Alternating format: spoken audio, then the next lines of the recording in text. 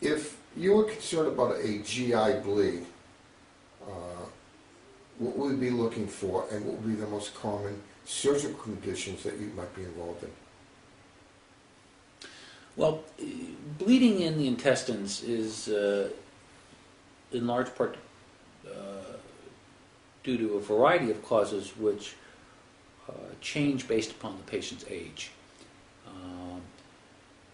The most common reason for blood on the stool of an infant is what we call a fissure, which is a small tear in the anus. As a child gets older, the next most common cause is typically a polyp, which twists. After this, we have a disorder called a Meckel's diverticulum, which can bleed. There are a variety of other things in the intestines which can cause bleeding, all of which require evaluation, and some of which require surgery. You mentioned Meckel's. What is Meckel's, and how would it present with the most common age?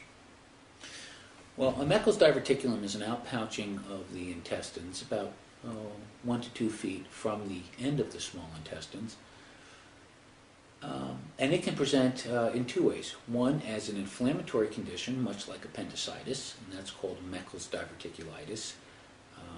That tends to occur in somewhat younger children. It can also present, however, as bleeding, which is described as painless bleeding in a somewhat older child. And there can be significant passage of dark bloody stool. And how's that treated? Once diagnosis of a Meckel's diverticulum is made, surgery is indicated, and removal of the Meckel's diverticulum is curative. So it's a simple surgery, or is it a complex surgery? It's a relatively straightforward operation. And once you have the surgery, you're cured for life? Yes.